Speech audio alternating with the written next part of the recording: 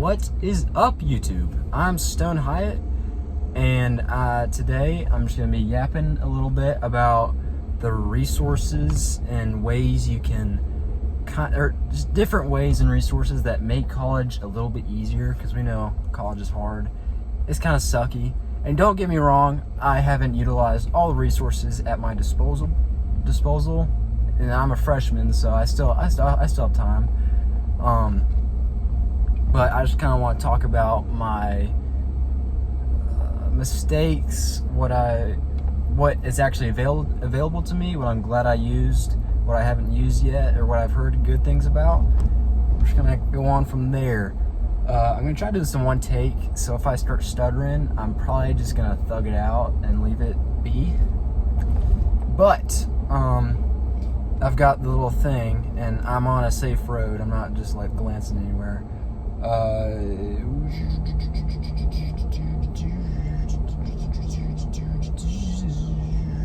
It says personal anecdotes, and so I'm assuming that just means what I have personally done and what just works for me, which is super personal, and it might not work for anyone, and it would be cool if it worked for anyone. But typically what I do when I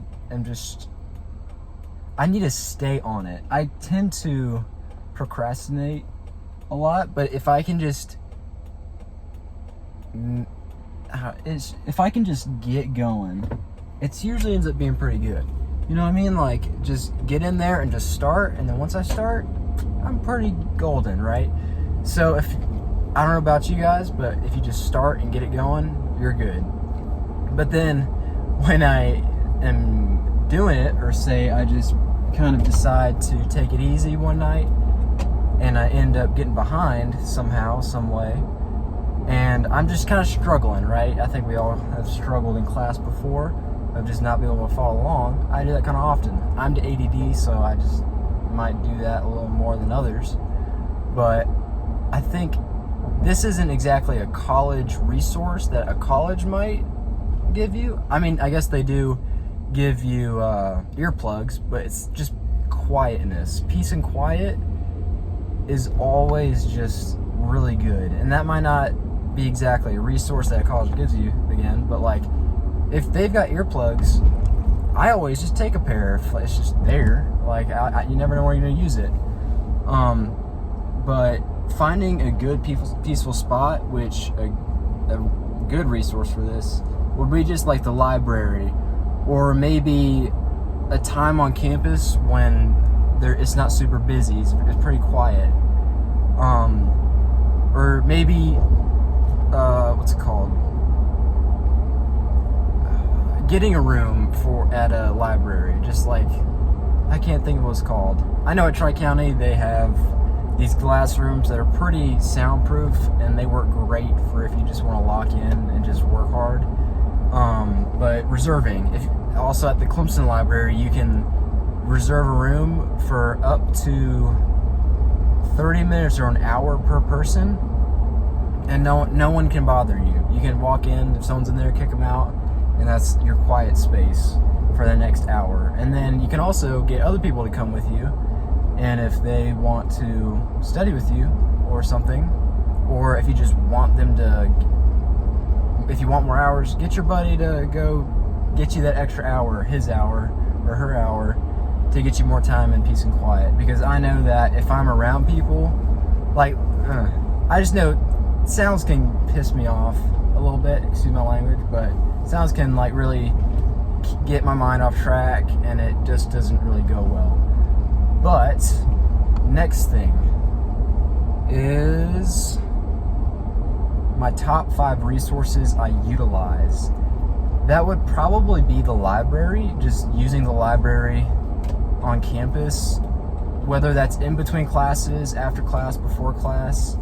That's just, helps me get ready to get my mind in, it helps get my mind in gear before class, and it also helps me kind of remember what's going on. Like, I don't just leave class and forget what's going on. Yeah. It's just doing before and after helps. It's typically pretty quiet in there. No one's really talking. It's a library after all. They have computers in there that I can use. I'm an engineering student, so I can use MATLAB, which is like a coding thing in there, which is a browser thing. It's like a browser site. But I also use SolidWorks a good bit, and the ones in the library don't have that, so just keep that in mind. But top 5 resources. I do use. Oh, that guy's getting pulled over. Oh no. Eesh. All right. See, captivating. This is a captivating podcast. Hopefully, he didn't see me reading off my computer, but that's okay because we're making a podcast. I really hope this is entertaining because this is entertaining for me.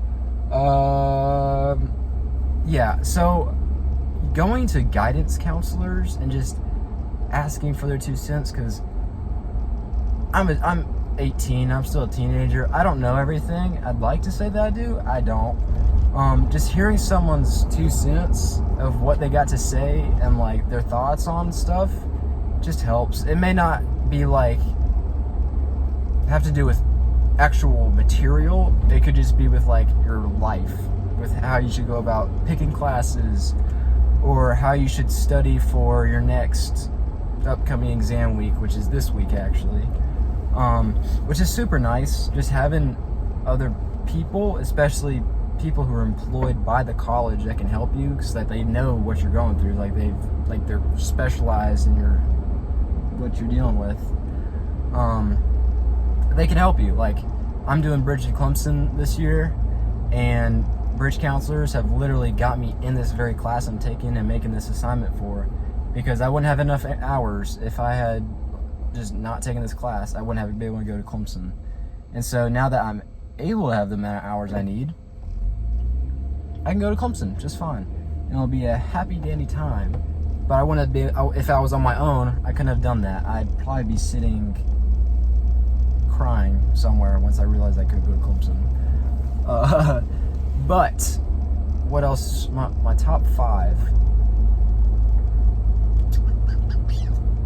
I think the SI meetings are definitely up there. Even if they don't really help a whole lot, it's good to have someone who can answer your questions.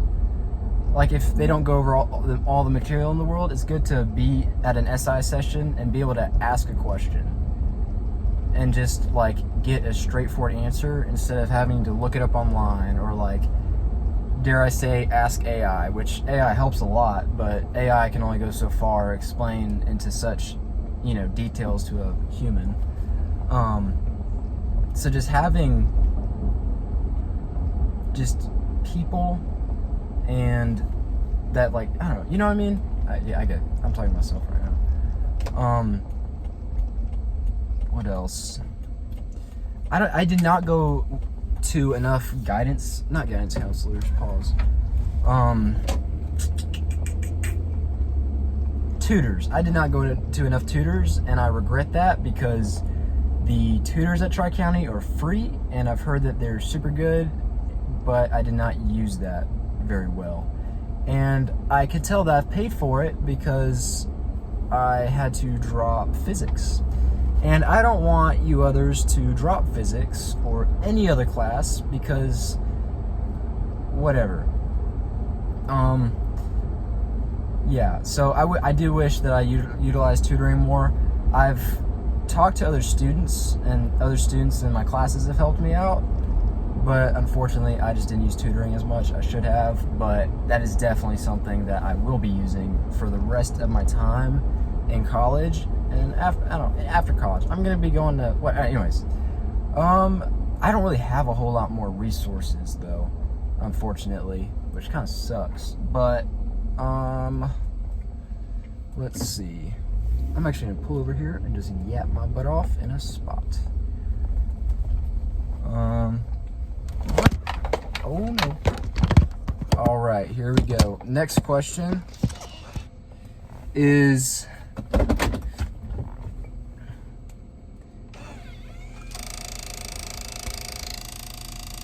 that's not good.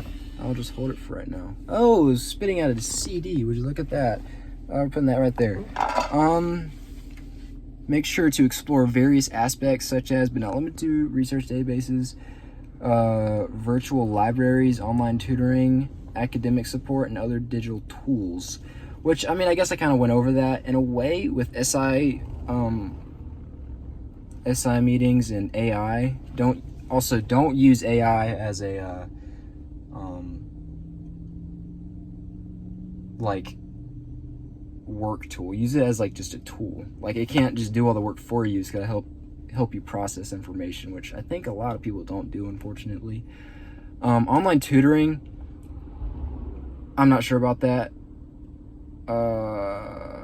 Academic support, again, with SI, guidance counselors, teachers. I don't think people email their teachers enough to, like, just communicating to your teachers what is going on, what you are just struggling on, and they'll, you know, you can go to their office hours, which is fantastic.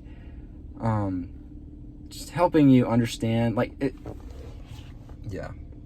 But also, sometimes teachers won't help a whole lot. They'll just explain it in the same way, and it won't do anything. But that's where you go to other places, like tutoring centers, stuff like that. AI also works for maybe not English stuff, but like history. I haven't taken history in college yet, and I haven't used AI until this semester, really, and last semester. But I know that AI can help a ton with like chemistry, or like explaining processes of like calculus or physics, or even coding. I know that AI is like, it can be okay at coding as long as you know what to ask it. Or like, you can put in your code and it'll like spit out what's wrong with it if you're getting an error. And then it's like, yeah, it's really nice. AI, I think, is used too much, and also it's not used not enough in the way it should be. It's used too much as like just a whatever, get out of jail card. That's basically where I'm at right now.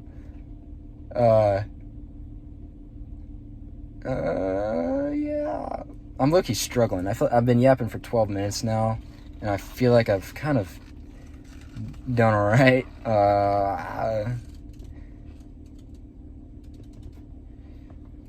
I guess I've never used the library, the virtual library, at Tri-County as like a reading thing. Like, I've never done it just to read, but I have used it as a research tool for papers, for really just papers. But it definitely does help with papers, because it gives, like, it can only give good, solid evidence and data, whereas like .coms can, or like Wikipedia doesn't give the greatest thing. It might not give the greatest information, but I think that's where I'm at. Thank you for watching.